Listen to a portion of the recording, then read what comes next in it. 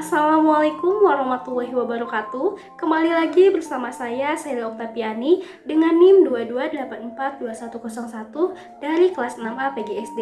Di sini saya akan melanjutkan mereview sebuah buku novel dengan judul Hello to My Ex karya Pete Sansi, yang dimana buku ini terdapat 22 chapter atau 22 bab.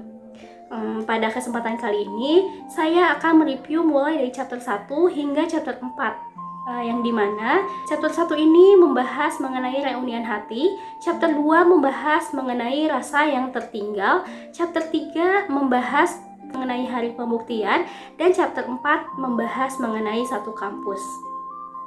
Dalam 4 chapter awal novel ini, pembaca diajak masuk ke dunia violin sebagai karakter utama, yaitu seorang perempuan yang masih bergulat dengan luka masa lalu setelah hubungannya dengan sang mantan atau Nielsen berakhir.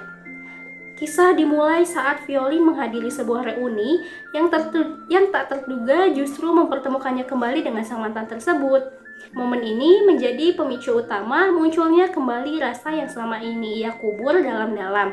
Meskipun secara lahiriah Violin tampak baik-baik saja, pembaca disuguhi narasi batin yang memperlihatkan betapa rapuhnya ia menghadapi pertemuan tersebut.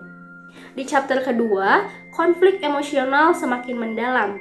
Violin mulai dihadapkan dengan realitas bahwa meskipun ia mengaku telah move on, banyak hal dari masa lalunya bersama Nielsen yang masih membekas, dari kenangan manis, harapan yang pernah mereka rajut, hingga luka yang belum sempat sembuh sepenuhnya.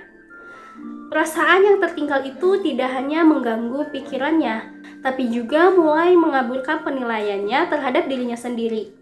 Ada perasaan bersalah, rindu, bahkan penyesalan yang semuanya tercampur dalam diam. Mulai memasuki chapter 3, Violin mulai mencoba mengambil alih-alih narasi hidupnya. Ia mempersiapkan diri untuk tampil semaksimal mungkin di sebuah acara yang bukan hanya sekedar penampilan luar, tetapi juga bentuk pembuktian kepada dirinya dan orang-orang di sekitarnya, terutama kepada Nielsen sang mantan, bahwa ia telah berubah. Bab ini menggambarkan bagaimana seseorang bisa terdorong untuk berubah, bukan karena motivasi pribadi yang utuh, tetapi karena ingin menunjukkan kepada mantan bahwa mereka salah telah meninggalkannya, serta keinginannya untuk diakui oleh seseorang yang dulu pernah meninggalkan luka.